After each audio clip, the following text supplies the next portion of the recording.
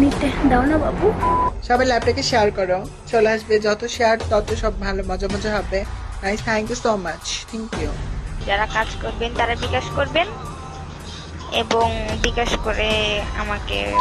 সামাজিক যোগাযোগ মাধ্যম ফেসবুকে ইদানিং সময়ে ব্যাপক দৌরাত্ম্য কিছু গ্রুপের। এসব গ্রুপের প্রতিটাতেই রয়েছে ৩০ থেকে ৫০,০০০ পর্যন্ত সদস্য। গ্রুপগুলোর নাম যেমন অশ্লীল এবং অদ্ভুত, তেমনি এসবের কার্যক্রমও এমন যা কখনোই সমাজে স্বীকৃত নয়। একটা কথা বলবো, আই থিঙ্ক আমি অনেক ভিডিও দেখছি, হ্যাঁ দেখছি, অনেক দেখছি, অনেক অনেক, বাট সবার থেকে তুমি বেস্ট। ঘটনার অন্তরালে টিম দীর্ঘদিন ধরেই পর্যবেক্ষণ করছে ফেসবুক ভিত্তিক এমনই কিছু গ্রুপের, আর অনুসন্ধানে যা বেরিয়ে এলো তা সমাজের জন্য একটি অশনি সংকেত। অনেকেই অ্যাড হয়ে গেছে, আমার কত আছে, তারপর কত লোকও আছে, তাদের সাথে কথা না বলে ঘুম হয় কি বলো? এসব গ্রুপের মাধ্যমে অবাধে চলছে দেহ ব্যবসা। অনলাইনে খুব সহজেই গ্রুপগুলো থেকে পরিচালিত হচ্ছে অবৈধ এসব কার্যক্রম। শুভেচ্ছা ও আমন্ত্রণ আপনাদের প্রিয় টেলিভিশন চ্যানেল মাই টিভির অনুসন্ধানমূলক অনুষ্ঠান ঘটনার অন্তরালে। সাথে আছি আমি ড্যানিদ রং। দর্শক, আশা করি যে যেখানে আছেন ভালো আছেন, সুস্থ আছেন, নিরাপদে আছেন, কারণ আপনাদের ভালো থাকা, সুস্থ থাকা এবং নিরাপদে থাকাটা সবসময় প্রত্যাশা আমাদের। প্রিয় দর্শক, অনুষ্ঠানের শুরুর দৃশ্যগুলোর পরিপ্রেক্ষিতে নিশ্চয়ই বুঝতেই পারছেন আজকের অনুসন্ধান অন্ধকারের এক ভিন্ন জগৎ নিয়ে। তাই গভীরে যাওয়ার আগে জানিয়ে রাখতে চাই, এই পর্ব অপ্রাপ্তবয়স্কদের জন্য অবশ্যই স্বস্তিকর নয়। আপনার পাশে অপ্রাপ্তবয়স্ক যদি কেউ থেকে থাকেন এই মুহূর্তে, তাহলে এই পর্ব দেখা থেকে তার বিরত থাকাটাই শ্রেয়। অনলাইনে জমজমাট দেহ ব্যবসার প্রসঙ্গে ফেরার আগে একটু জেনে নেওয়া যাক ভাসমান পতিতাদের অবস্থা। দিনের আলো নেভার সাথে সাথেই রাস্তাঘাট সহ বিভিন্ন স্থানেই খদ্দেরের জন্য অপেক্ষায় থাকেন ভাসমান পতিতারা। আমাদের সাথে কথা বলা বেশিরভাগই জানালেন নানা কারণে পরিস্থিতির শিকার হয়ে এসেছেন নিষিদ্ধ এই পেশায়। গার্মেন্টসে কাজ করতাম আমি, রাতের 12টা বাজে করছি, পরে হ্যাঁ আমার খারাপ মনে করে আমার পুলিশে ধরে লয়ে যে পরে আমি 7 দিন জেল খাটছি, এরপর থেকে আমি এই কাজ করি। আবাসিক হোটেলগুলোতে মাঝে মাঝেই আইন শৃঙ্খলা রক্ষাকারী বাহিনীর হানা পড়ে, তাই সেখানে নিরাপদ না হওয়ায় নিরিবিলি এলাকাতেই এখন বেশি আনাগোনা তাদের। এমনই কিছু স্থানে ঘটনার অন্তরালে টিম ক্যামেরা দেখেই মুহূর্তে পাল্টে যায় দৃশ্যপট, সটকে পড়েন খদ্দেররা। দেহ ব্যবসায় জড়িতরা জানালেন বাসাবাড়ি কিংবা নিরিবিলি স্থানে কার্যক্রম চালাতে গেলে তাতেও রয়েছে বিপদ, কিন্তু বাধ্য হয়েই তবু যেতে হয় অভিশপ্ত এই পেশার ডাকে। ভালো লাগে না, অনেক খারাপ লাগে, আমি কি করবো, কষ্টে পড়ে হয় আমাদের এই বাধ্যতার কারণে এই পথ বেছে নিতে হয়েছে। তখন তো চলতে পারতেছি না, তাই আমি নিজের ইচ্ছাই সংসার বাঁচানোর জন্য আমি চেষ্টা করি। সম্ভ্রম গেছে, ছিনতাই হয়েছে টাকাও, কিন্তু তারপরও কেন এই পেশায় কত টাকাই বা উপার্জন হয় নিত্যদিন? আমি এখানে আছি আজকে 3-4 বছর, কাজ কাম করতে পারি না, অনেক সময় অনেক পোলাপানে ডিস্টার্ব করে, মারধর করে টাকা পয়সা নিয়ে যায়। সরকার যদি কিছু সাহায্য করে আমরা এই কাজ ছেড়ে দেবো, আমরা ভালো হতে চাই। আমাদের তো এই জীবন না, আমাদের তো ভালো একটা জীবন দরকার। ভাসমান দেহ ব্যবসার কথা পুরনো হয়ে গেছে, এবার এই নিষিদ্ধ কার্যকলাপ চলে এসেছে অনলাইনে। সামাজিক যোগাযোগ মাধ্যম ফেসবুকে সেবার নামে অনায়াসেই চলছে এসব কার্যকলাপ। নেই ধরা পড়ার ভয়, নেই আইনের কোনো তোয়াক্কা। সবাই এখানে খুব সহজেই যুক্ত হয়ে জড়িয়ে পড়ছেন এসব কার্যকলাপে। সাম্প্রতিক সময়ে ফেসবুকে বেড়ে গেছে দেহ ব্যবসা গ্রুপের কার্যকলাপ। গ্রুপগুলোতে যুক্ত হওয়ার প্রক্রিয়া সহজ হওয়ার ফলে যে কেউ অনায়াসেই জড়িয়ে পড়ছেন অসামাজিক কার্যকলাপে। এখানে যৌন সঙ্গ পাওয়ার কোডওয়ার্ড হচ্ছে সার্ভিস। আবার রয়েছে অনেক ক্যাটাগরিও, অর্থাৎ কে কি ধরনের সার্ভিস নিতে ইচ্ছুক তার জন্য রয়েছে দরদামের তালিকাও।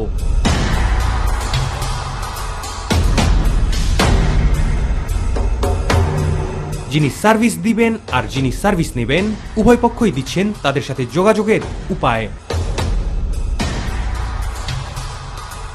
পরিচয় গোপন করে সার্ভিসের বিষয়ে জানতে একজনের সাথে কথা বলি আমরা। তিনি জানালেন তার মূল্য তালিকা। সিস্টেমটা একটু বললে, বা কত টাকা কিভাবে কি? অ্যাকাউন্ট 1000 দিচ্ছি, আপনি বিকাশ করে আমাকে লাস্ট নাম্বারটা বললে হ্যাঁ, আমি ওই নাম্বারটা দিয়ে দেবো। যদি তোমার ভালো লাগে আমাকে নাম্বার 1020 টাকা পাঠিয়ে ফোন দিও। এই নাম্বারে 1020 টাকা। আর ওইটা 1 ঘন্টা? 1 ঘন্টা। 1 ঘন্টা কি ইমোতে না কিভাবে, বুঝি নাই। ইমোতে কি সব না নাকি জামার উপর? তুমি সব দেখতে পারবো, বলছি হ্যাঁ সব দেখতে পারবো। এতটুকু শুনেই থমকে যাবেন না, কারণ ধারণার বাইরে চলে গেছে অনলাইনে দেহ ব্যবসার কার্যক্রম। চাইলে অডিও কিংবা ভিডিও কল, অথবা চাইলে সশরীরে। শুধু আপনার প্রত্যাশাটুকু উল্লেখ করে যোগাযোগের উপায় বললেই হবে, বাকিটা প্রযুক্তির কল্যাণ।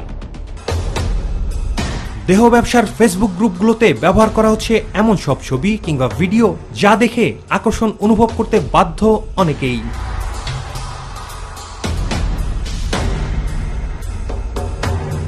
অর্থাৎ মানুষকে আকৃষ্ট করার সব বন্দোবস্তই রয়েছে গ্রুপগুলোতে। যে যার মতো নিজের পছন্দ কিংবা চাহিদা উল্লেখ করে গ্রুপে পোস্ট করেন, উল্লেখ করেন যোগাযোগের উপায়ও। দেখাবো বলেই তো আসছি নাকি, একটু আড্ডা একটু মজা করতেই তো আসছি, বুঝতে পারছেন না কতটুকু আছি আমি। করে থাকি আমার রেট হচ্ছে ভিডিও 600 টাকা, অডিও 300 টাকা। গ্রুপের পর বাকি সব আলোচনা হয় যার যার ইনবক্সে। সেটা হতে পারে ফেসবুক মেসেঞ্জার, ইমো কিংবা ভিগো সহ আরো অনেক মাধ্যম।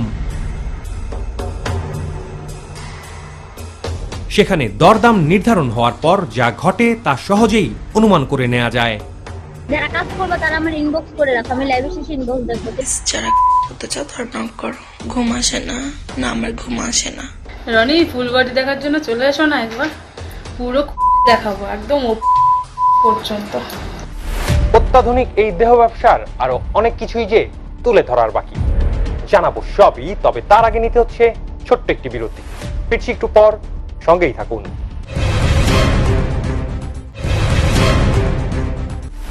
দর্শক, বিরতির পর আবারও স্বাগত আপনাদের সবাইকে। সামাজিক যোগাযোগ মাধ্যমগুলো আমাদের চারপাশে অনেক ক্ষেত্রেই যেমন ইতিবাচক পরিবর্তন এনে দিয়েছে, তেমনি এনেছে নেতিবাচক পরিবর্তনও। আর তার অন্যতম উদাহরণ এই অনলাইন এসকর্ট সার্ভিস।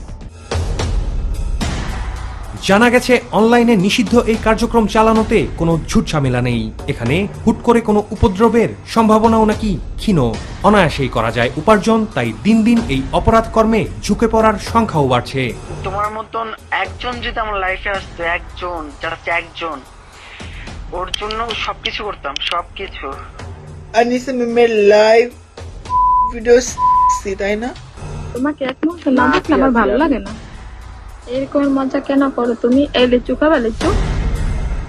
লোভনীয় প্রস্তাবে সাড়া দিতে মানুষ যেন পিছপাও হচ্ছে না এখানে, কারণ প্রস্তাবের সাথে রয়েছে শতভাগ গোপনীয়তার নিশ্চয়তা। টাকা নিয়ে প্রতারণা করি না, ঠিক আছে? যেহেতু লাইভ করছি আমরা টাকা নিয়ে করে দিই 100%। যারা করবেন, ঠিক আছে, তারা বুঝতে পারবেন।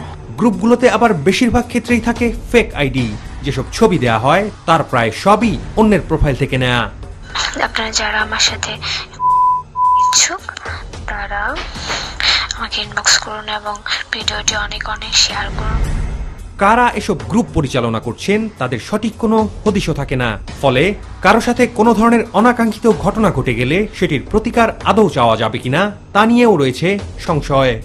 আমার নাম্বারটা নিয়ে নাও, ঠিক আছে? এটা হচ্ছে আমার বিকাশ নাম্বার। আসছে দেখ জন্য আবার আয়সা দেখো, আমি কি মিথ্যা বলছি বলো? একজন লেখছে দেখো, বড় মজা হবে। ঘরেও খায় বাইরেও খায়, তখন তোর বাইরে ঘরে 2 জায়গায়। রেশমি আমার হাতে টাকা দিল, আমি তার। ফেসবুক ভিত্তিক এসব গ্রুপের দৌরাত্ম্য চলে যাচ্ছে নিয়ন্ত্রণের বাইরে।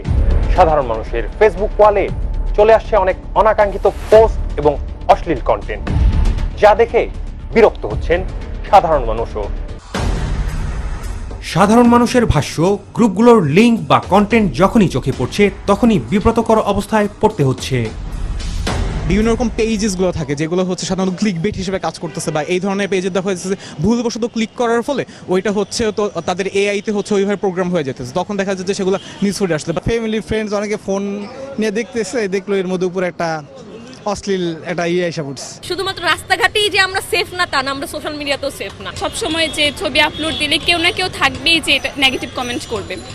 লিস্টে তো থাকেই, আর যদি লিস্টে নাও থাকে এটা ইনবক্সে পরবর্তীতে সেন্ড করে কিছু না কিছু বলে। কিছু মানুষ থাকে, সবার মেন্টালিটি এক থাকে না, বেশিরভাগ ছেলেরা বলে, ইভেন কিছু মেয়েও থাকে এরকম যে ড্রেস নিয়ে কথা বলা, তারপর সাজগোজ নিয়ে কথা বলা, ইভেন ইনবক্সে বিভিন্ন বাজে মেসেজ করা হয়।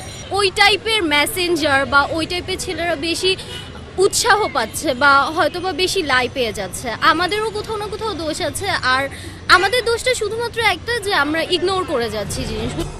কেন এসবের কোনো নিয়ন্ত্রণ নেই সেই প্রশ্ন ঘুরে ফিরে আসছে সবার মনে। কেন এসব সরিয়ে ফেলা হচ্ছে না ফেসবুক থেকে সেই প্রশ্নও সাধারণ মানুষের। খুবই এটা বিভ্রান্তকর। এটা আমি উপর মহলের সকলকে দৃষ্টি আকর্ষণ করব যাতে এটা যথাযথ পদক্ষেপ নেয় এটা বন্ধ করার জন্য। কোনোটাই অ্যাকচুয়ালি প্রপার সলিউশন না যদি মানুষ শিক্ষিত না হয়, মানুষ যদি সচেতন না হয়। সো মানুষকে সচেতন করতে হবে, হ্যারাস করা এই জিনিসগুলো যেন না করে আর কি। সামাজিক যোগাযোগ মাধ্যমগুলোতে এসব ছড়িয়ে পড়ায় তা এখন অনেকটাই অনিরাপদ বলে মনে করছেন অনেকেই। একটা মানুষ আরেকটা মানুষকে দেখে পোস্ট করে পায়, যদি আমরা ব্লক করে দিই এটা আসলে কোনো সমাধান হয় না, আমাদের অ্যাকশন নেওয়া উচিত। আমাদের কিন্তু আইনশৃঙ্খলা সবকিছু ঠিক মতো আছে, কিন্তু কোথায় করবো এটা কিন্তু সবাই কি বলতে পারে না। যেমন হ্যাকিং হচ্ছে, তারপর হচ্ছে যে বুলিং করা হচ্ছে, কিন্তু সবাই জানে না যে আমি কোথায় এটা প্রতিকার পাবো। সাইবার ক্রাইমের যে পদক্ষেপগুলো আছে তারা যেন অবশ্যই এগুলো ফাইন্ড আউট করে এবং তাদেরকে পানিশমেন্টের আওতায় আনে, তখনই আমার মনে হয় এটা বন্ধ হবে। অনলাইনে দেহ ব্যবসার পরিধি দিন দিন যেভাবে বাড়ছে তাতে শঙ্কা তৈরি হয়েছে সমাজ থেকে এই ব্যাধি নির্মূল হবে কিনা।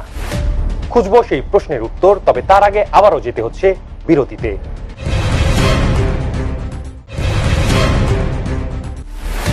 প্রিয় দর্শক, আবারও আমন্ত্রণ আপনাদের প্রিয় টেলিভিশন চ্যানেল মাই টিভির অনুসন্ধানমূলক অনুষ্ঠান ঘটনার অন্তরালে। সাম্প্রতিক সময়ে রাজধানীর বেসরকারি বিশ্ববিদ্যালয়ের এক শিক্ষার্থীকে মদ্যপান করিয়ে ধর্ষণের পর হত্যার অভিযোগের সূত্র ধরে উঠে আসে ডিজে নেহার নাম, আর তাকে গ্রেপ্তারের পর থেকে বেরিয়ে আসছে চাঞ্চল্যকর সব তথ্য। যার আসল নাম ফারজানা জামান, কিন্তু তার অন্ধকার জগতে সে পরিচিত ডিজে নেহা নামে। নিজের কোনো আয় নেই, কিন্তু তবুও ঘুরে বেড়াতে নামি দামি ব্র্যান্ডের গাড়ির অভাব হতো না নেহার। চলাফেরা ও পোশাক দেখে বোঝারই উপায় নেই এই নেহা নিম্ন মধ্যবিত্ত পরিবারের একজন সদস্য।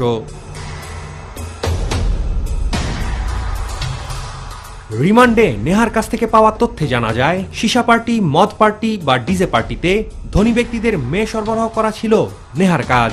তার মূল কাজই ছিল যে সমাজের বিভিন্ন জায়গায় বিভিন্ন পার্টি, রেস্টুরেন্ট, ক্লাব এগুলি সে ওইখানে আগে বলে রাখতেন, পার্টি আয়োজন করতেন এবং ওই পার্টিতে সমাজের বিত্তশালী ছেলে মেয়েরা যারা তারাও রাতের বেলা সারা রাত ঘুরে বেড়ায় এরকম ছেলেদেরকে তারা কালেকশন করতেন। নেহার কাছ থেকে আরো জানা যায় আয়ের পরিধি বাড়াতে নিজের গ্রুপে অনেক মেয়েকে যুক্ত করে বড় একটি নেটওয়ার্কও গড়ে তুলেছিল সে। তাদের কাজই ছিল এই ডিজে পার্টি থেকে বড় বড় লোকদের, বিত্তশালীদের এনে তাদের সাথে বন্ধুত্ব করা এবং এই বন্ধুত্ব করে তাদের কাছ থেকে বিভিন্নভাবে টাকা করা। তাদের কোনো ইনকাম সোর্স নেই। ভিন্ন জগতে পা রাখা নেহার গ্রুপের সাথে আমাদের অনুসন্ধান করা গ্রুপগুলোর সাদৃশ্য কতটুকু তা বিবেচনার ভার আপনাদের উপরই ছাড়তে চাই। কারণ ধনীদের টার্গেট করে একটি গ্রুপ আর সাধারণ মানুষদের টার্গেট করে আরেকটি গ্রুপ। ফেসবুকে দেহ ব্যবসা পরিচালনার গ্রুপগুলো কতটুকু নজরদারিতে রয়েছে সেই প্রশ্ন ছিল আইন শৃঙ্খলা রক্ষাকারী বাহিনীর কাছে। মানে অশ্লীল পেজগুলো যারা চালায় তাদেরকে তাদের পরিচয় হাইড রাখে, পরিচয় হাইড রেখে এই কাজগুলো করে। অনেক সময় যে তাদের কাছে পৌঁছায় এবং তাদেরকে লোকেট করে আইনের আওতায় নিয়ে আসাটা অনেক সময় মানে আমাদের একটা সময় লেগে যায়। বাট আমাদের কিছু ইনস্ট্রুমেন্ট আছে, ইনস্ট্রুমেন্ট মানে এরকম যে আমাদের সিআইডির সাইবার ক্রাইম যে রেগুলার যে কাজটা করে থাকে, তো এরকম কন্টেন্ট যদি আমাদের দৃষ্টিতে আসে তো সাথে সাথে আমরা এই কন্টেন্টগুলো রিমুভ করার জন্য আমরা এই ফেসবুক কর্তৃপক্ষ অথবা যেই কর্তৃপক্ষ এই ইলিগাল কন্টেন্ট বা সেক্সুয়াল কন্টেন্টগুলো আপনার স্প্রেড করতেছে তাদেরকে আমরা লিখতে পারি। এটা একটা আমাদের অথরিটি আছে এবং বিটিআরসির মাধ্যমে আমরা লিখি এবং সেই বিটিআরসি আবার ফেসবুক অথবা এই ইলেকট্রনিক সার্ভিস প্রোভাইডারকে লিখলে ওরা এটা আপনার রিমুভ করে দেয়। তাহলে এসব গ্রুপ এবং কন্টেন্ট ফেসবুক থেকে সরিয়ে ফেলতে বাধা কোথায়, আর জড়িতরা আইনের আওতায় কেন আসছে না? থামানো যাচ্ছে না এটা বলবো না, এটা জিনিসগুলো হচ্ছে এই জন্যই হচ্ছে যে আর সামাজিক মাধ্যমগুলো, আমাদের সামাজিক যোগাযোগ মাধ্যমগুলো এখন এত ওপেন, এবং এই প্রত্যেকটা মাধ্যমই তো আপনার যেটা হলো যে আমেরিকা বেসড অথবা আরও উন্নত দেশ, ওখান থেকে এগুলো আসলে নিয়ন্ত্রণ করা হয়। এই জন্য আমরা যেভাবে চাই সেভাবে হয়তো বা আমরা সেভাবে তাদেরকে নিয়ন্ত্রণ করতে পারি না। পর্নোগ্রাফির মামলাগুলির সংখ্যা অনেক বেড়ে গেছে, অতএব এদের যদি আমরা সবাই শাস্তির ব্যবস্থা দ্রুত করতে পারি আদালতে সাক্ষী প্রমাণের মাধ্যমে, তাহলে অনেক এই অপরাধটা অনেক কমে যাবে। পর্নোগ্রাফির যে অপরাধ যদি সে সংগঠিত করে তো সেই এটা কি দৃশ্য হইতে হবে নাকি কোনো কিছু না, লেখা থাকতে হবে, দৃশ্যমান হইতে হবে, সব কিছু থাকতে হবে। এটা এই পর্নোগ্রাফির যে আইনের মধ্যে যতটুকু কাভার করে, সেটা যদি কাভার করলেই সেটা পর্নোগ্রাফির এই আওতায় পড়ে যাবে। শুধু জড়িতদের বিচার নয়, ফেসবুকে এসব গ্রুপ এবং অশ্লীল কন্টেন্টগুলো ফিল্টারিং বা সরিয়ে না ফেললে এটি সমাজে ক্যান্সারের আকার ধারণ করবে বলে মনে করছেন সমাজ বিশ্লেষকরা, আর পরিধি বাড়তেই থাকবে ক্যান্সারের। যে আসলে সোশ্যাল মিডিয়া বেসড ক্রাইমগুলো বা পতিতাবৃত্তির ক্ষেত্রগুলো সহজে নিয়ন্ত্রণ করা যায় না, কারণ এটি আসলে কোনো সেন্টার থেকে পরিচালিত না বা কোনো একটি বাসা থেকে পরিচালিত না, কারণ এটি যেখানে ব্যক্তি যে অবস্থায় আছে সেখান থেকে সেটাকে অপারেট করতে পারে। আমার বিবাহ বিচ্ছেদের হারটি বেড়ে যাবে, পারিবারিক বিশৃঙ্খলার জায়গাটি বেড়ে যাবে। এখন পারিবারিক বিশৃঙ্খলা এবং বিচ্ছেদের জায়গাটি যখন বেড়ে যাবে, তখন ওই সমস্ত পরিবারগুলোতে যারা নির্ভরশীল সদস্য, তাদের জীবনে কিন্তু অসহায়ত্ব কিংবা এক ধরনের ভালনারেবিলিটি নেমে আসবে।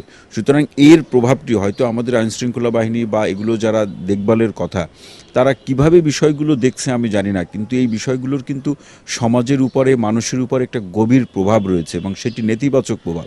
এখনই যদি এটাকে আমরা নিয়ন্ত্রণ করতে না পারি, তাহলে এটি আসলে ছড়িয়ে যাবে, সেটি ক্যান্সারের একটা আকার ধারণ করবে এবং এর প্রভাব থেকে হয়তো যে সরাসরি এর সাথে জড়িত হবে তার উপরে তো প্রভাব বিস্তার করবেই, তার মাধ্যমে অন্যদের উপরে কিন্তু প্রভাব বিস্তার করবে।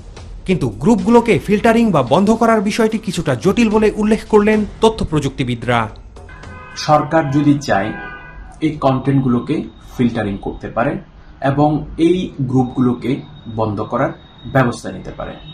বিটিআরসি, আইন শৃঙ্খলা বাহিনী, ফেসবুক কর্তৃপক্ষ বা ওই সংশ্লিষ্ট অ্যাপ্লিকেশন কর্তৃপক্ষের সাথে যদি যৌথ সমন্বয়ের মাধ্যমে কাজ করা হয়, তাহলেই এই গ্রুপগুলো বা কোনো নির্দিষ্ট আইডি বা ফেসবুক পেজগুলোকে বন্ধ করা সম্ভব বা ফিল্টারিং করা সম্ভব।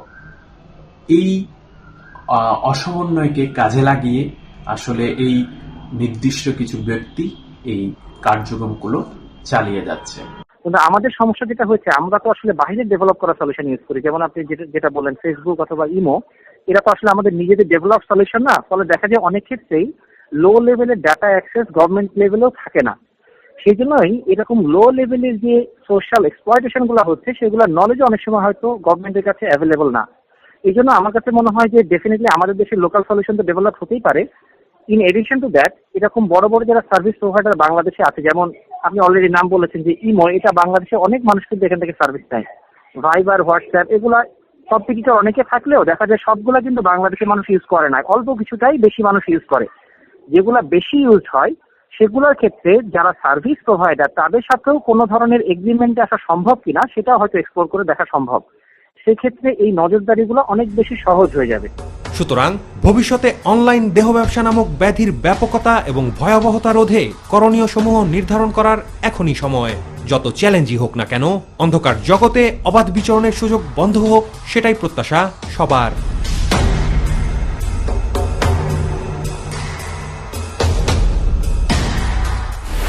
দর্শক, এই ছিল ঘটনার অন্তরালে এবারের আমাদের পর্বে। আমাদের কোনো কিছু জানানোর থাকলে কিংবা তথ্য দিতে চিঠি লিখতে পারেন স্ক্রিনে দেখানো ঠিকানায়, ফোন করতে পারেন উল্লেখিত মোবাইল নম্বরে।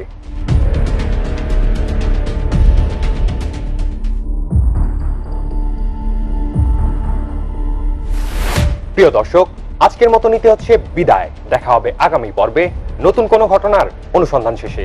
সেই পর্যন্ত ভালো থাকুন, সুস্থ থাকুন, নিরাপদে থাকুন।